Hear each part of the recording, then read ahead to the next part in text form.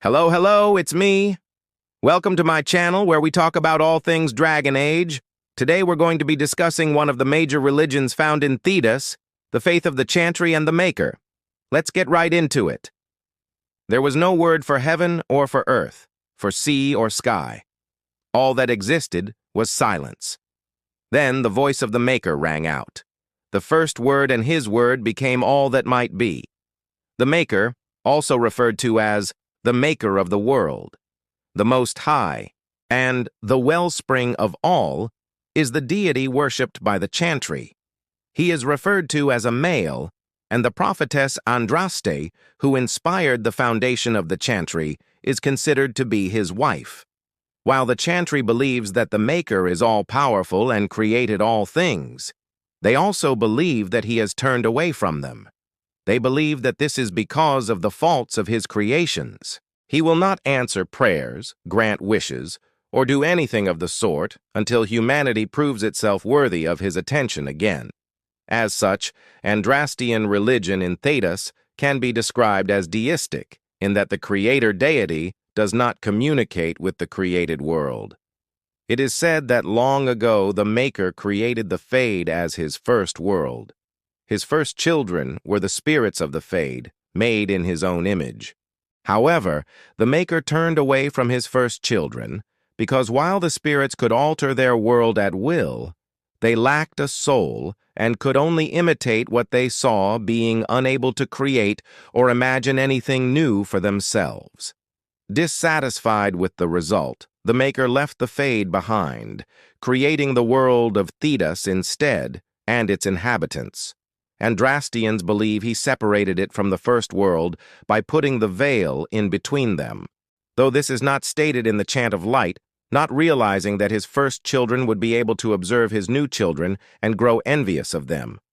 The children that populated this new realm had the spark of the divine within them, which pleased the Maker.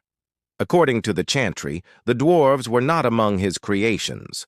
While their world was more solid than that of the spirits, these creatures were able to imagine and dream new things because of it. But then the original sin was committed. Jealous spirits whispered to the men of the new world and turned them to the worship of false gods. The Maker turned away from mankind and departed from the Golden City. He despaired, for his first children created no more, and his second children created sin. Yet the old gods still whispered to men and taught them blood magic. The magisters of the Tevinter Imperium used the knowledge of the old gods to enter the Golden City, committing the second sin.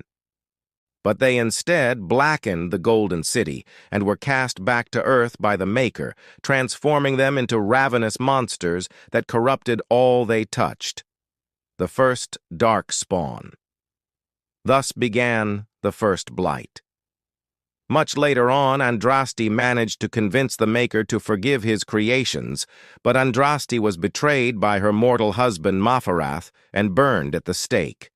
The Maker turned away from mankind once more. As of the present day, the Maker has long since left the world.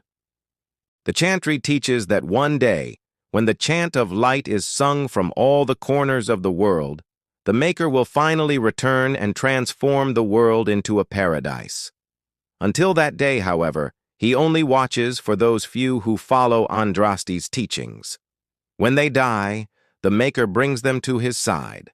All others wander the Fade throughout eternity, forever lost to the Maker's sight. The Chantry says that they throw themselves to the void, and that's pretty much it for the overall story of the Maker. I know it's a bit vague, but that's just how the Chantry likes it. They love to speculate and fill in the blanks with their own beliefs and ideas. So take everything with a grain of salt. Now, the Chantry isn't just a religion, it's also a political power in Thedas.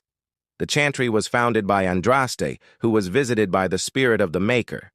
She traveled all over Thedas preaching about the Maker and his teachings. Eventually, she and her followers rebelled against the Qunari domination of the Southern Free Marches, winning enough support to claim all of Ferelden and establish the nation of Antiva.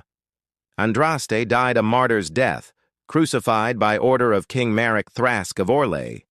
but she had enough followers and worshippers that her church survived and grew.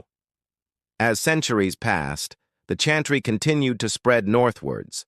Many people in Thedas converted to Andrastianism during the fall of the Fourth Blight. After the Third Blight, the chantry started to gain political power in the Ferelden.